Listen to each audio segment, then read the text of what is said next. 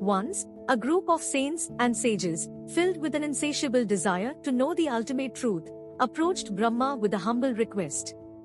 "O Creator of the universe," they said, "although we ourselves are devotees of Lord Shiva and have dedicated ourselves to the pursuit of knowledge and devotion, we find ourselves enveloped in a deep darkness that prevents us from truly understanding the greatest being. We beseech you to enlighten us in this matter, for you alone are competent to do so." Brahma listened carefully to the sages' request and, with compassion in his heart, spoke to them thus: "Lord Shiva is the supreme God, the one who governs all. I owe my very existence to him." Lord Shiva assumes three forms, each more sublime than the last. His gross form is visible to the gods themselves, while his subtle form can only be perceived by the most dedicated of yogis and ascetics. His extremely subtle form, however, can only be observed by his most devout devotees. Lord Shiva is all bliss and consciousness, Brahma continued, and from him emanate Brahma, Vishnu, Rudra, Indra, and all the elements that make up the universe. He is the creator, mediator, and ultimate cause of all causes. He is neither born nor does he die. Devotion to Lord Shiva is the secret of secrets, the key to unlocking the mysteries of the universe and attaining true enlightenment. Brahma, in his infinite wisdom, continued to enlighten the sages.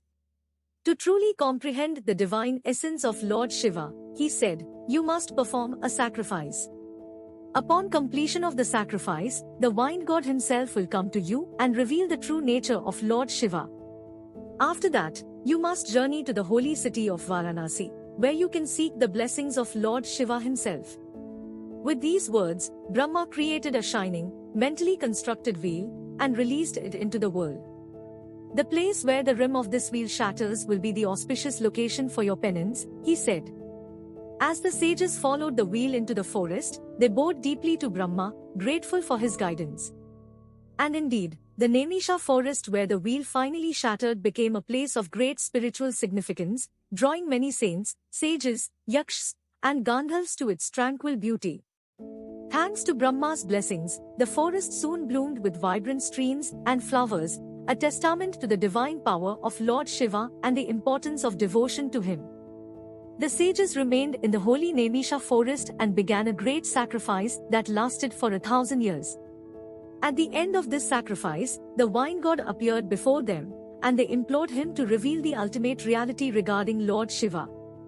The four-faced Brahma, the vine god, began, performed an austere penance, and propitiated his father, Lord Shiva.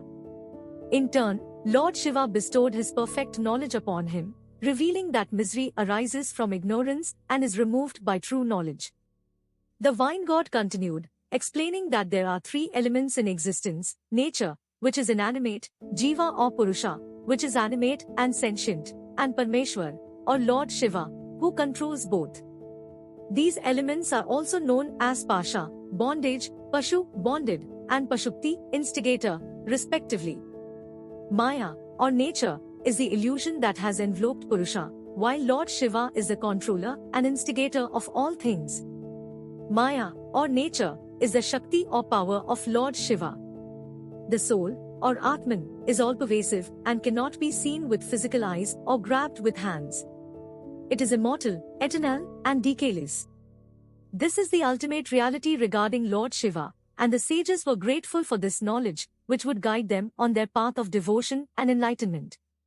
As the sages listened intently to the vine god's words, they gained a deeper understanding of the impermanence of the physical body and the enduring nature of the soul. This physical body bears heat and cold and decays and perishes, the vine god explained. The soul keeps on dwelling in different bodies.